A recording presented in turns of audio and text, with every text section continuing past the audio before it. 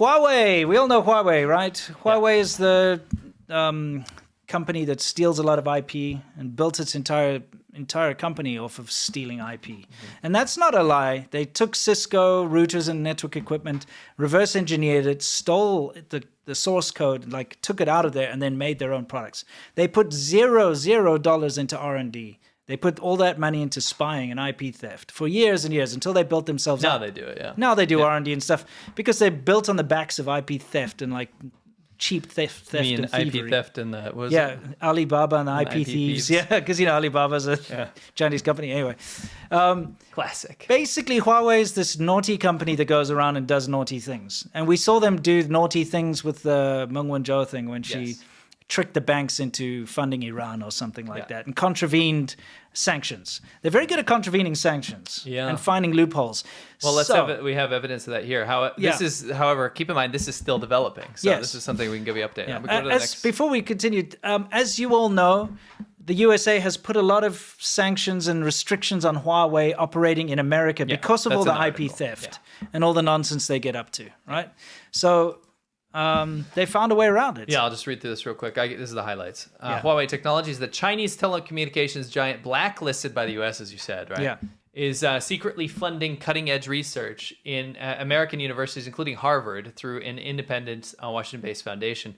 Huawei is the sole founder of a research competition. So this is, again, we've seen this in South Africa as well. Yeah. Chinese government or these companies will put on these competitions to attract talent, and it turns out to be something else.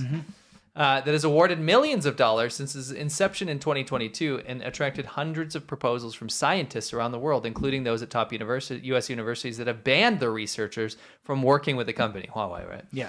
According to documents that people familiar with the matter, the competition is administered by Optica Foundation, an arm of the nonprofit professional society Optica, whose members' research on light underpins technologies such as communications, biomedical diagnostics, and lasers. So you get this? They're like, you can't work with Huawei. So what do? Let's make a new company. Yeah. And we'll call it Optica. Yeah, so make it very clear to you guys. America and other countries and universities and so on are worried about Huawei stealing more IP and stealing technology from, America and other countries. Yes. So they put a blacklist. They say universities and stuff cannot be researching together with Huawei because Huawei is just going to steal that and use it to build a bomb, for the PLA or whatever. Whatever they usually it's military applications. Sure, whatever. Whatever China wants. Yeah, 9 times out of 10 it is. Yeah. Or it's something to undercut the local market in whatever country they steal the IP from. So Huawei goes and creates this fake company, using all these tricks. And no, it's a real company. Yeah, it's like a not supposed to. We'll read about it next. What they do is they put on competitions. They're like, okay, we want to develop a new, let's just say, for instance, a new guidance system for a nuclear warhead. Okay, anyone who comes up with the best design will give a prize. This is hypothetical. Yeah, of course it's not that. Yes. It won't be that specific. It'll be like a component of the guidance system of the nuclear warhead. Okay, so they say whoever can, and then you get all these top universities from around the world and scientists. They apply and they give their ideas to this company, which is actually the Chinese government. Because Huawei is controlled by the Chinese government. At the end of the day, chickens come to roost, and we find out. Can you go to the next slide here? I just want to cap it off here. Sure.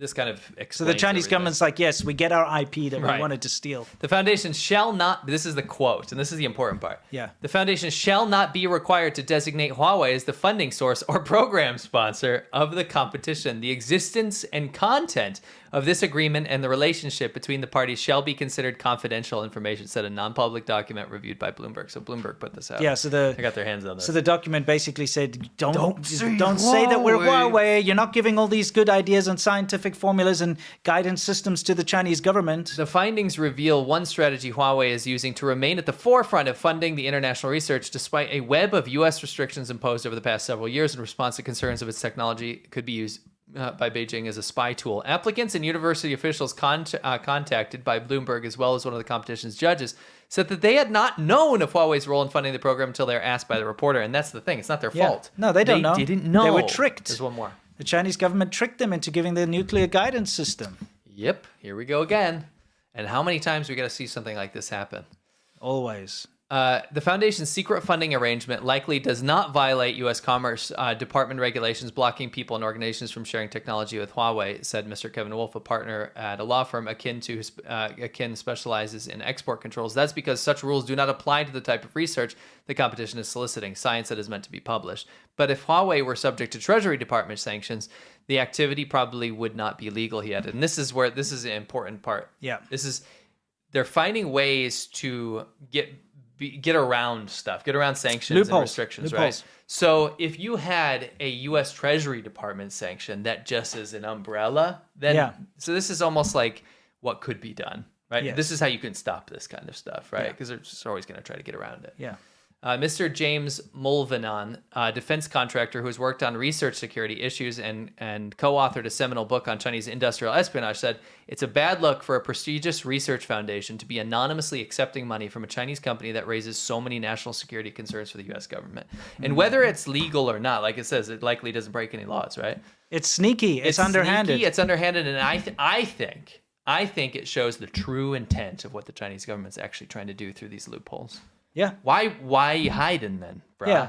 You're only hiding it because you are doing something nasty and tricky. Correct. You shouldn't have to hide it otherwise. Yes. You know?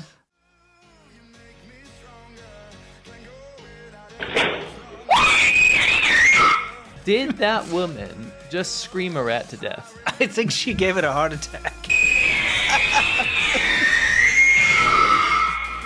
Wow. It is stirring a pot. That is so stupid. Mouse jiggler has arrived. And the mouse jiggler. So they've got this like Russian Drew Barrymore over here. Okay. Simulate real random mouse movement, 100% undetectable, just like you're using a mouse. You know what? I gotta say, like this looks kind of inconvenient. Yes. Constant screen up can be very annoying. Ugh, darn. Yeah, it's like this. Do you hate this stupid thing?